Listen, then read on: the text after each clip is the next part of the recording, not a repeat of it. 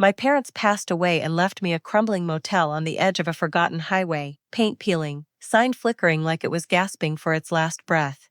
My sister got the fully renovated apartments in the city. She got the future, I got the ruins. My husband Derek didn't even try to hide his disgust when I told him.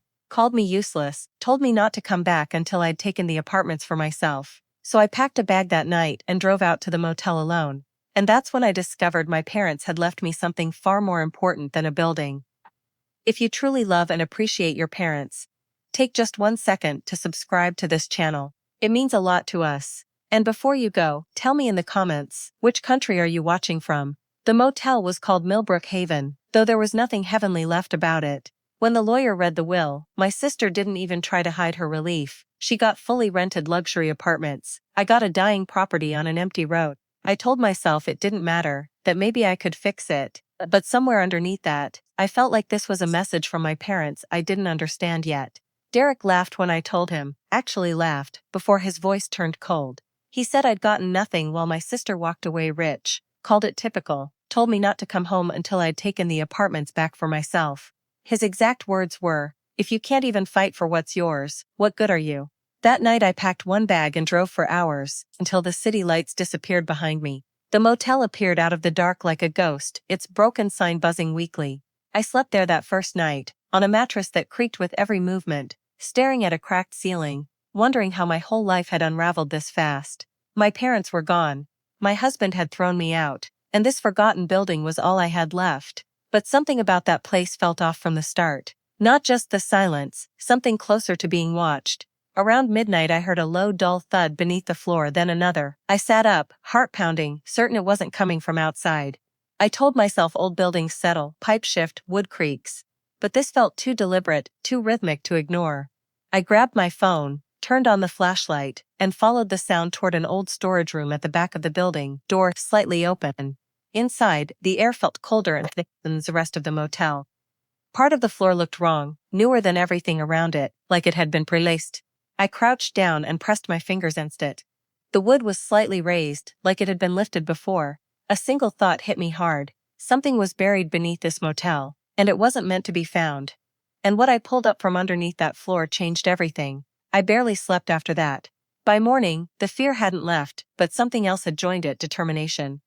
If my parents had left me this place, maybe they'd left me this too. I found an old toolbox behind the office and pried at the loose boards until one finally cracked loose.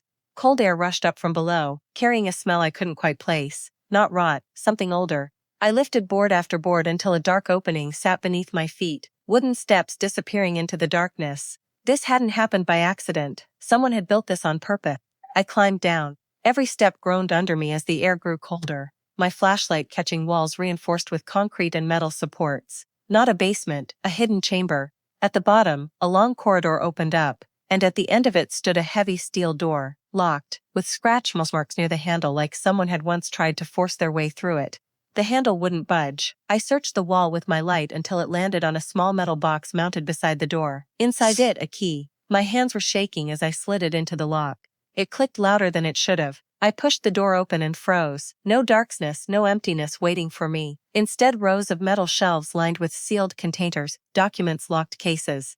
This wasn't something abandoned. This had been protected. I opened one container and found bundles of cash. More money than I had ever seen in my life. In another, deeds, contracts, ownership papers tied to properties across multiple states, hotels, land, buildings. Not just a motel, an empire. I staggered back, trying to breathe. My parents hadn't left me a crumbling motel.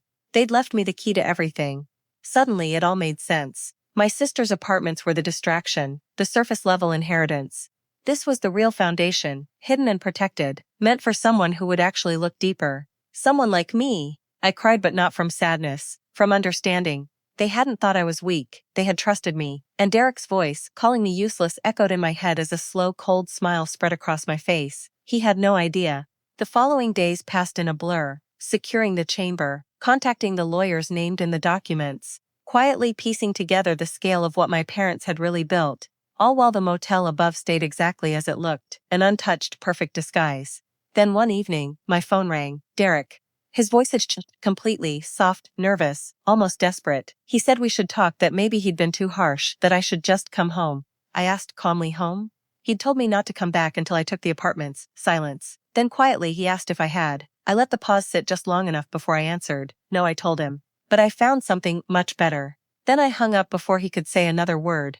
Because for the first time in my life, I wasn't the one chasing anyone's approval. I was the one holding all the power. Beneath every insult, every doubt, every betrayal, I had finally uncovered the truth. I was never the weak one. I was the one they had been preparing all along. The next morning I drove into town to meet the lawyer, whose name kept appearing on the oldest documents in the chamber, a man named Harold Ansley, who had apparently handled my father's private affairs for almost 30 years.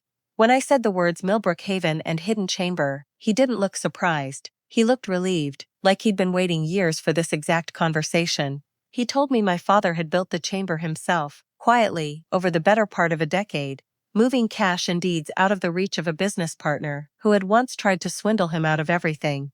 That partner had disappeared decades ago, but my father never stopped being careful. He diversified everything under shell companies, and the motel, the worthless property nobody wanted, was the anchor holding the paperwork trail together. Anyone who went digging through public records would find a dying motel and nothing else. That was the point. Your father told me once, Harold said, sliding a folder across the desk, that the person who inherited Milbrook Haven wouldn't be the one he loved least. It would be the one he trusted most. The one who wouldn't run from something broken. He said your sister would take the polished apartments and never look back. He said you'd stay. I sat with that for a long moment. My whole life I'd been the daughter people described as the quiet one, the one who got overlooked at dinner tables and family photos. My parents hadn't overlooked me. They'd been watching the whole time. Harold walked me through the numbers over the next 2 hours. 12 properties across 4 states. A dormant company with real estate holdings worth more than I could process sitting in a plastic chair in a small town law office. My hands didn't stop shaking until we reached the last page. When I got back to the motel that evening, my sister Renee was standing in the parking lot next to her car. Arms crossed, sunglasses pushed up into her hair, even though the sun was almost gone. You could have called me, she said. You could have visited before Mom and Dad died, I said. It came out sharper than I meant it to, but I didn't take it back. She'd heard somehow that lawyers were coming and going from the motel, that a company car had been parked outside for 2 days straight. Small towns talk. She wanted to know what was going on, whether there was, she should have gotten, whether Dad had said anything about her.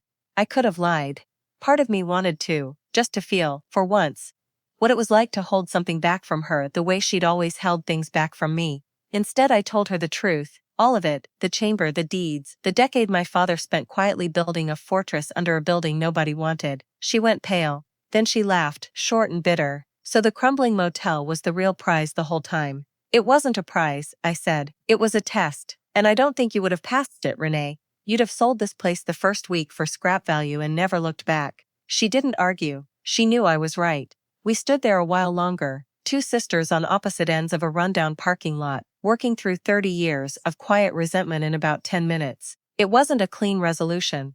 Nothing about our relationship had ever been clean. But by the time she got back in her car, something between us had shifted, not into closeness exactly but into something more honest than we'd managed in years. Derek showed up 4 days later. He didn't call first this time. He just appeared, standing in the motel doorway with a bouquet of grocery store flowers, and an expression that was trying very hard to look like concern instead of calculation.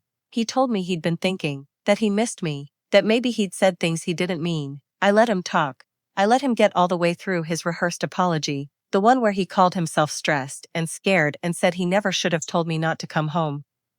Then I asked him one question. Would you be standing here if I hadn't found anything? He hesitated half a second too long. That hesitation told me everything his apology tried to bury.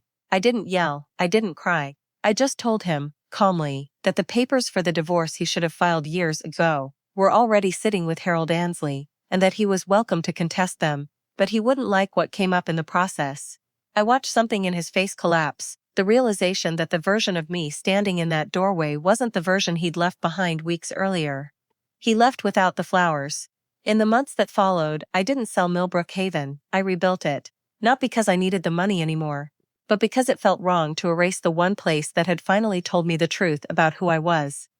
I repainted the sign myself, kept the name, kept the crooked little office where I'd spent that first terrifying night. Underneath, the chamber stayed sealed, its purpose already served. A quiet monument to a father who never stopped protecting his family even after he was gone. Renee and I talk more now, not every day, but enough. She apologized eventually, in her own clipped way, for years of comparing herself to me instead of just being my sister. I don't know if we'll ever be close in the way people mean when they use that word, but we're honest with each other now, and for us that's new ground. As for Derek, the divorce went through quietly. I heard through mutual friends that he tells people I got lucky with the inheritance, that none of it had anything to do with him being wrong about me. I let him believe that. Some people need a smaller story to live inside, one where they're never the villain. I don't need him to understand what happened. I understand it. That's enough. Some nights, when the motel is quiet and the new sign hums steady instead of flickering, I walk down to that storage room and stand over the spot where the floor used to creak. I don't need to go down into the chamber anymore. I don't need the reminder written in cash and deeds. I already carry it with me. The truth my parents left buried under that ruined little motel was never really about the money.